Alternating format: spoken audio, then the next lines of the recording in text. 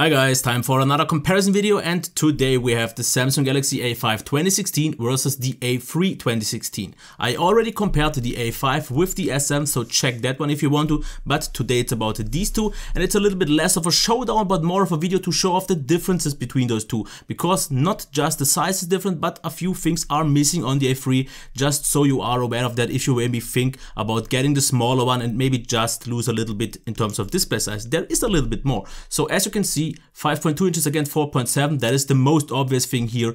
A few other differences here is the button placement, it's a little bit lower here. Other than that, they sound pretty much the same. The power or the home button on the A3 is a little bit more flush and actually feels a little nicer compared to the A5, which just clicks a little bit cheaper, but that's actually the main differences here, because the rest is pretty much the same. Curved 2.5D glass on both sides, so they feel very round, very substantial and very premium. The A3 manages to feel even a little bit better just because of the more compact feel in hand, but both of them are just built excellently and I love the feel of both of them. Now let's check the display here. We have 5.2 inches 1080p on the A5, if it would rotate, against 4.7 inches with 720p on the A3. In terms of brightness, the A5 is at about 5% brighter compared to the A3. Other than that, the white point is absolutely excellent on both. Blacks are pretty much perfect on both. The colors are pretty much the same. I don't really see a difference here. Contrast ratio and all that is pretty much the same. The main difference you will still see is the sharpness, because the A5 is still noticeably sharper than the 720p display. Even though 720p on 4.7 inches works out absolutely fine, the 1080p screen just pops out more and is definitely a flagship level display. This one just is a tad less sharp. About the sound though, there is actually a little bit a bigger difference than I expected it to be. So let's check that one. Let's start it.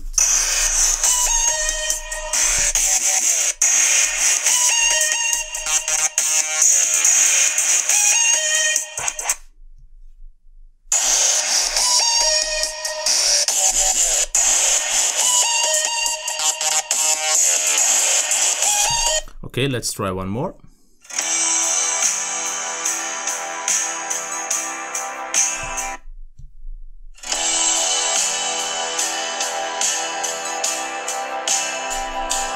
So once again, same as on the S7, I'm not quite sure how big the differences will be on the speaker. If you hear that on the microphone, you would need, I guess, a headphone to hear the differences, but from my standpoint, it's quite obvious. The A5 sounds a little bit more flat and it's just not quite as loud as the A3. The A3 is almost on par with the S7, a little bit richer and a little bit louder than the A5. So there's the win definitely for the A3. It's still good on the A5, but yes, it is better on the A3. So let's check the performance now. And we have 2 GB of RAM on the A5 and just 1.5 on the A3. Of course, we have a little bit less resolution, so it could make up for it. But actually about the performance, if we check the browsing performance here in the A5, it looks smooth. It's not super smooth, and I said that already in the S7 video. There are a few more lags and stutters here and there, but if we check the A3, I have to say, from my standpoint, it looks noticeably smoother. So there's a little bit of an advantage, maybe because of the lower resolution. Same goes here for Phoenix, as you can see here. Nice performance, absolutely fine. A few stutters here and there, but this one, okay, there was some lag now, but in general, it feels a little bit lighter, this device. And I've noticed this throughout the whole use of it so far. It just seems to perform ever so slightly better. It's not huge and it's definitely not enough to make a big difference or any impact on the decision. But as you can see, yeah, you have to use it to really feel it, and I give it the win. Where though this one is still even less of impressive, the A3, is with the RAM. 1.5 is still a little weaker than the 2 GB of RAM. So the overall win maybe still goes to the A3, because a little bit of more smoothness is a little bit more important for me than the RAM management on the 2 GB version, because even 2 GB on the A5 don't really impress me anyways. Now about the battery life. 1 hour and 35 of charge for the A5 and about 1 hour and I think it was 50 for the A3 because it doesn't support quick charge, which the A5 does. In terms of battery life, I can't say quite so sure yet, because on the A5 we easily get 6 hours plus. I even managed to go over 7 hours once. On the A3 I'm not so sure yet, because I just started the battery review for now. The one battery rundown then I had was 7.5 hours of video playback with a brightness of 55%. So it seems to be very impressive. Not maybe quite as good as this. I would say maybe like 5 to 10% less. Both are battery bombs. Really great job. But the A5 seems to be slightly better. In terms of software, they're absolutely identical. A few minor things are missing though on the A3, like for example dual window. It's just not available. We also don't have the fingerprint reader. There are a few minor things different, but really not much enough to make a huge difference either. Now about the camera, the main difference is the A5 has optical image stabilization, which the A3 unfortunately doesn't have. And this is most obvious in videos because I did a video test today side by side, and the A3 definitely has a lot of micro wobbles and it's just a little bit on the shaky side, where the A5 does a quite nice job getting those stutters or wobbles out of the way. So overall it seems to be the better camera if you hold it still. If you can't do it really nice, the camera would be on par, but in low light situations and wherever you hold the camera in your hand, the A5 will just perform better. So let's get to the quick recap. Design and build quality, I can't really choose a winner because that's a thing of personal preference. If I would just have to choose for the better in-hand feel, due to its size, the A3 feels better, but they're pretty much just a blown up version of that, so no real winner here. In terms of display, due to its higher sharpness, the A5 wins. The rest would be great, but there is a noticeable difference in terms of sharpness. In terms of sound, the A3 wins. It just sounds noticeably richer and is also a little bit louder. In terms of performance, if a slightly better RAM management is important for you, with a few more stutters here and there more, the A5 is the winner, but I prefer a slightly smoother experience, and that's why I give the win to the A3.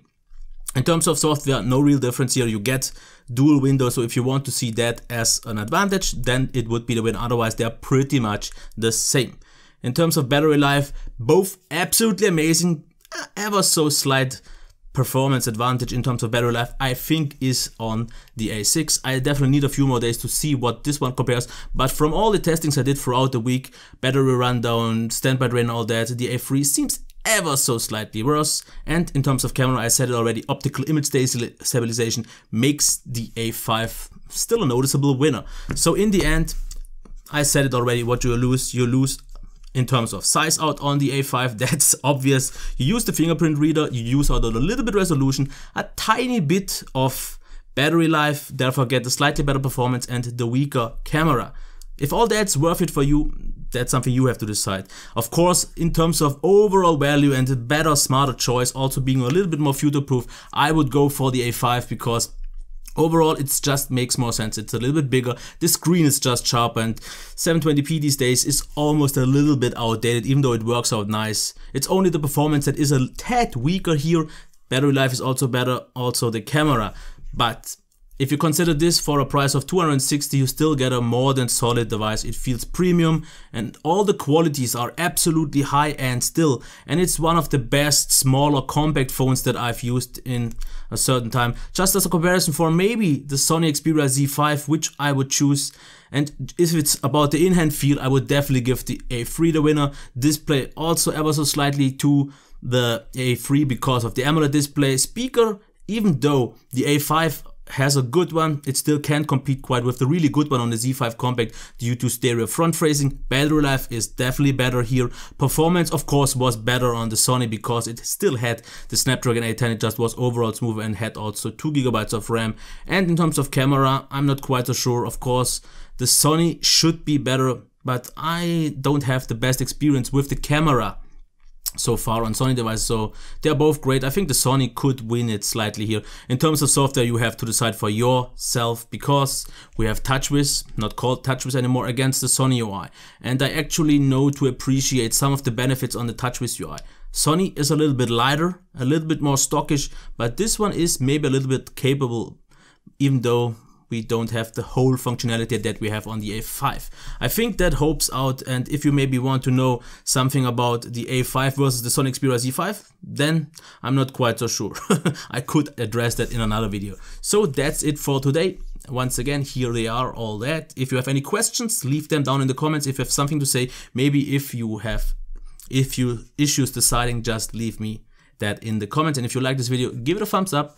If you want to see more of this content, subscribe to the channel, reshare this video. And other than that, I wish you a nice day. Until next time, bye.